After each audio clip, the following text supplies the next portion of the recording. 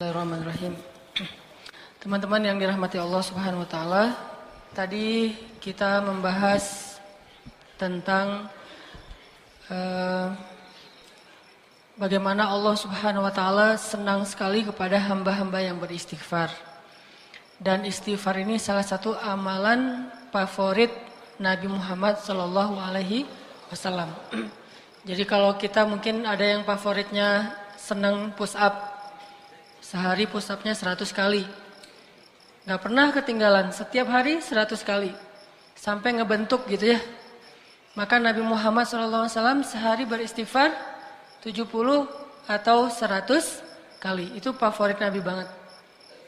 Jadi selain kita punya kegiatan rutin, punya hobi untuk olahraga, coba juga kita riyadhah batin, olahragakan hati kita dengan istighfar. Dan kalau dilakukan secara terus-menerus, itu hasilnya luar biasa. Kapan ketahuan? Nanti kalau kita lagi butuh sesuatu kepada Allah Subhanahu wa taala. Ternyata istighfar itu membuat Allah sangat mengijabah doa kita. Sampai kadang-kadang mustahil diijabah, mustahil terwujud, tapi Allah wujudkan. Karena idza arada syai'an ay yaqula lahu kun fayakun. Sama kayak orang yang rajin push up. Kapan ketahuannya? Nanti pas dia lagi belanja sama istrinya ketahuan. Wes hasil push up teh. Mah, lagi aja, gak apa-apa. Pak, ini udah berat banget. Gak apa-apa, kan push up setiap hari. Bawain barang istri ya. Walaupun sunnahnya nih insert dikit. Sunnah dalam belanja di pasar itu bawa barang sendiri-sendiri. Nabi itu gak suka menitipkan barang belanjaan beliau kepada orang lain. Dan ternyata hikmahnya apa? Biar ketahuan kalau kita belanjanya udah banyak.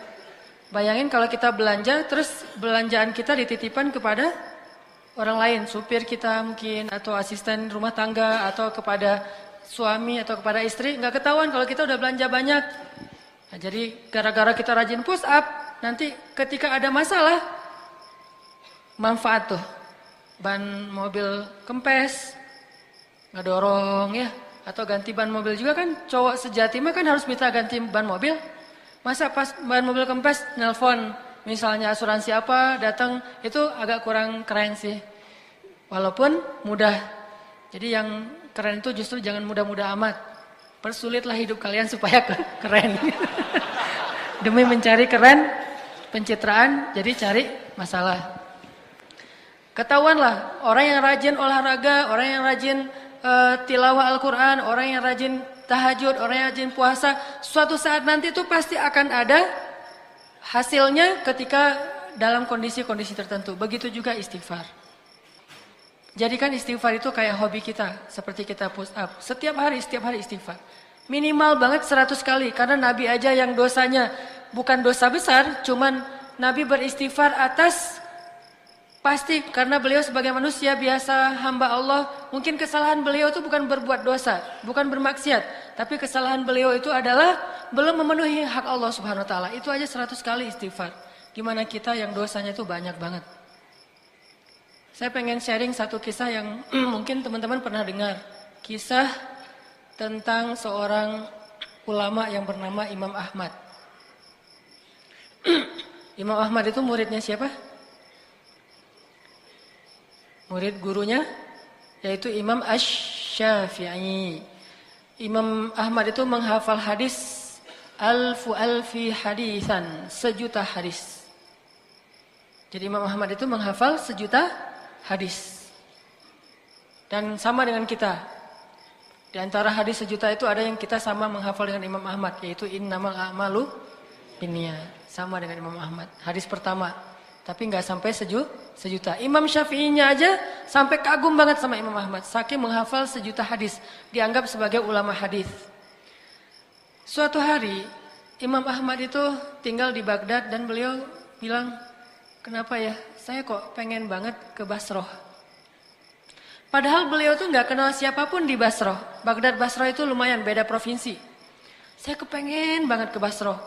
Udah lama pengen ke Basrah. Cuman di sana beliau nggak kenal siapapun, tidak ada niat ketemu siapa-siapa, tidak ada janji dengan siapa-siapa, tidak ada urusan apapun. Cuman nggak tahu, pengen aja ke Basrah. Sehingga karena kepengen terus, ada kayak sesuatu yang mengganjal dalam diri beliau, kayaknya nih ada sesuatu yang harus saya tunaikan, saya harus ke Basrah. Kayak telepati gitu, kayak batin. Akhirnya beliau memutuskan berangkat ke Basrah. Saat beliau sampai di Basrah malam hari, beliau mampir ke sebuah masjid, sholat isya di situ. Setelah selesai sholat isya, beliau tidur di dalam masjid, capek. Tapi tiba-tiba datang pengurus masjid atau marbot membangunkan beliau. Hei, wahai laki-laki, ya rojul, kenapa kamu tidur di dalam masjid? Kata marbotnya teh. Kata Imam Ahmad, ana musafir, saya sedang bermusafir, saya butuh istirahat. Kata marbotnya, nggak boleh tidur dalam masjid, kamu keluar gitu. Akhirnya Imam Ahmad diusir keluar dari masjid, maka tidurlah beliau di teras masjid. Masjidnya dikunci. Pas tidur di teras masjid, marbot tadi datang lagi. Ya rojul, hei orang laki-laki, kenapa kamu tidur di sini? Lah, kan tadi nggak boleh tidur di dalam. Akhirnya saya tidur di luar. Tetap nggak boleh di dalam masjid. Ini masih area masjid. Keluar, diusir sampai ke jalan. Dalam kondisi kayak gitu, terlihatlah adegan itu kepada seorang penjual roti yang tinggal atau punya toko di depan masjid. Akhirnya dipanggil, ya rojul, kesini. Masuk, kalau kamu mau tempat bermalam, tinggallah di rumah saya. Tapi seadanya, saya mah bukan orang kaya, tinggal aja di sini. Ini ada tempat tidur kecil. Kata Imam Ahmad, baik, jazakallahu khair. Kalau boleh saya bermalam 1 malam, karena saya musafir. Tinggal di situ. Ketika Imam Ahmad sedang tinggal di situ, Imam Ahmad memperhatikan tukang roti ini bekerja, setiap kali mengaduk roti beristighfar. Aduk roti, ini mah roti canai. Kalau roti Arab mah gitu. Kalau roti India, Astagfirullahalazim. Pokoknya 1 kali adukan istighfar. Ngaduk roti yang masih tepung gitu, astagfirullahalazim. Kemudian bikin roti, astagfirullahalazim. Apapun yang beliau lakukan, istighfar. Sehingga akhirnya Imam Ahmad berkata, sudah berapa lama kamu beristighfar seperti itu? Kata tukang roti, saya sudah jual roti ini selama kurang lebih 30 tahun. Dan setiap kali ngaduk saya beristighfar. Berarti dia sudah mendawamkan istighfarnya kurang lebih selama 30 tahun. Jadi hobinya tuh astagfirullahaladzim. Bukan bersiul, bukan bersenandung, bukan bernyanyi, bukan dengar MP3. Tapi dia beristighfar. Atau dengar MP3-nya istighfar. Astagfirullah. Pokoknya istighfar aja. Udah 30 tahun. Lalu Imam Ahmad bertanya, kalau sudah melakukan sekian lama, terus apa hasilnya? Kata Imam Ahmad. Kata tukang roti itu, alhamdulillah wahai rajul, wahai laki-laki.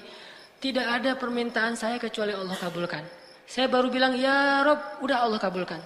Baru bilang, ya Rob, sudah Allah kabulkan. Setiap saya minta apapun, Allah kabulkan. Alhamdulillah, ini berkah dari istighfar. Karena saya yakin, kata dia, Nabi bersabda, tidaklah seseorang mulazamah atau iltizam, dia selalu beristighfar, dawam dengan istighfar, kecuali Allah Subhanahu wa taala akan memberikan jalan keluar dari setiap masalah dan mengabulkan doa-doanya dan memberikan rezeki yang tidak pernah terduga-duga.